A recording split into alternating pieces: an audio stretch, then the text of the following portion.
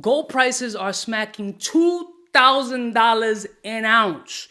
Now, are you willing to cut corners? Or do you trust your jeweler enough to believe that you're getting exactly what you paid for?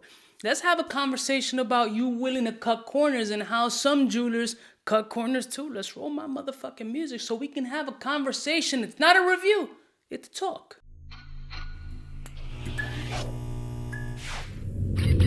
I'm kind of a big deal.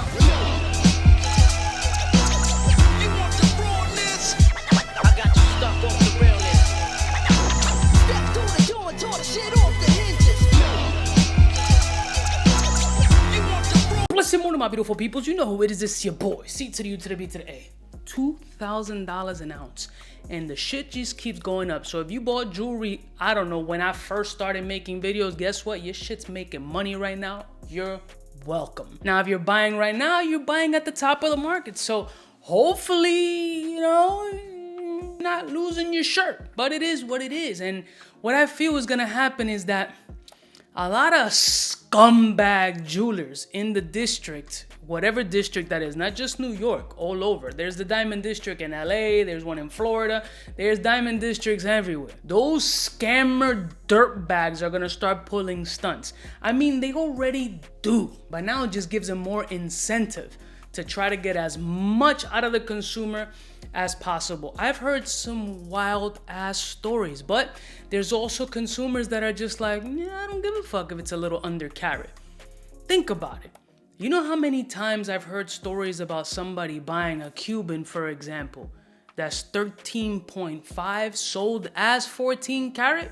I mean, legally, anything over 13.5, I believe, is considered legally able to be sold as 14 karat because it's above. I think it's 13.6 or whatever. There's a lot of y'all walking around with 13.6s, 13.7s, and a lot of y'all don't care. Most of y'all don't know, but a lot of y'all don't care. That's fine too. You do whatever you want with your money, but transparency is key. It's not all about going to the celebrity jeweler or who's popping on social media or who's lit on the gram or who sold to 2 Chainz or French Montana. You're buying the jeweler. How many of y'all are really purchasing pieces and asking for them to hit it with the XRF or get some sort of analysis making sure that the gold content is dope? I know a lot of people don't like Trax from Trax NYC. We've had great communication after our discrepancies. He owned up to his shit. Not only did he own up to it, but he made a video owning up to it and taking responsibility. And still that wasn't enough for people, but whatever is. So shout out to him. But he does do shit when he goes on his wild fucking rants to educate people and does do these things and exposes a lot of people pulling scamifications. You know, at the end of the day, like jewelers pulling the CVD swap, swapping out your natural diamonds for CVD stones. They are diamonds. They're just not naturally earth mined. So is there a problem with CVDs versus natural diamonds? To me, not so much, to be honest with you. A diamond is still a diamond. The value of it is drastically different, right? But if you're putting it in jewelry, as long as there's clear transparency, like, hey, I requested this, or yo, I'm buying this to do this with it, I think there's nothing wrong with doing it. Some people consider diamonds in jewelry a waste. Some people would prefer CVDs in a piece. And I get that, but there's also dirtbags that do it unknowingly, just to catch the consumer slipping. I mean, I've heard wild shit. I've heard jewelers making like a 8 or 9 carat, 10 carat chain, plating like a thick fucking plating on it, having the scratch test passed as 14, easy peasy. Even with some regular plated pieces, which is in gold on the bottom, just thick, and it passing it. XRF, it wouldn't pass, but the common consumer ain't asking for that because they just want that Cuban on the mannequin. I want that shit that this dude was wearing. A lot of dudes just walking around with under carat shit. It ain't 14K plum. It's not 14K over because you never tested it. You don't care. You just want the look. So that's why I find it kind of funny that some people like judge me as a content creator on jewelry. Like, this is what I do. I built a business, a brand, giving you all spectrums with all budgets, from plated to fake as fuck to brass to $200,000 pieces. I've gone from every end of the spectrum possible. And I tell you what I like and what I don't like. I don't have to love all the highest end luxury shit just to wear.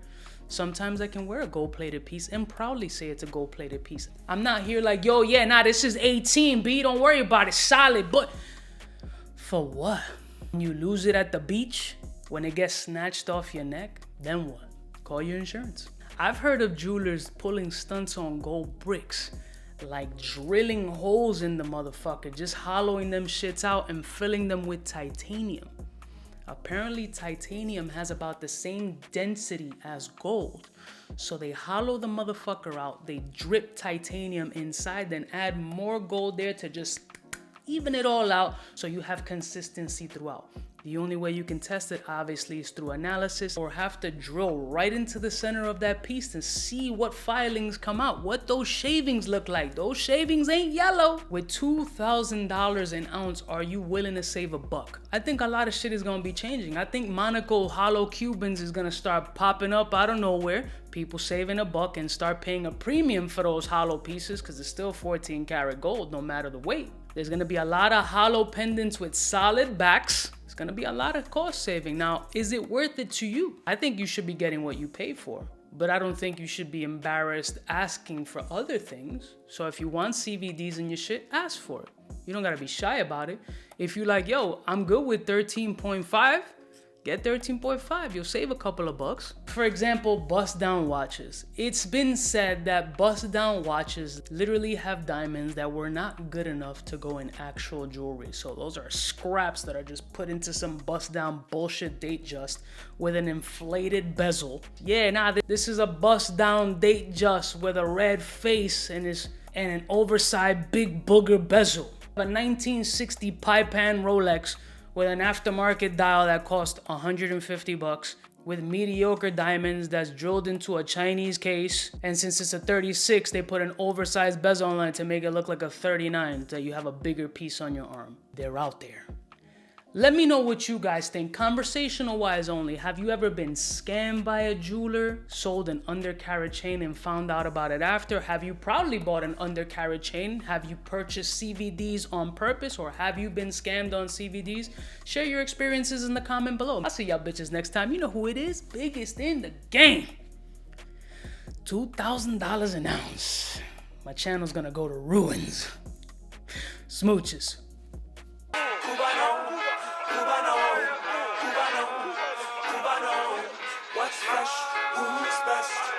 One of them's gonna pass the test. For the fly gun holder, money folder, molar roller, start tag when it's time to call back. For the rough, rugged, and raw way, this nigga Jay, it's a game, but he don't play. Hey, for all the chicks that got dead in the penthouse suite on top of my mom's crib. It's nonsense, you never get in. It's nonsense that you would think that you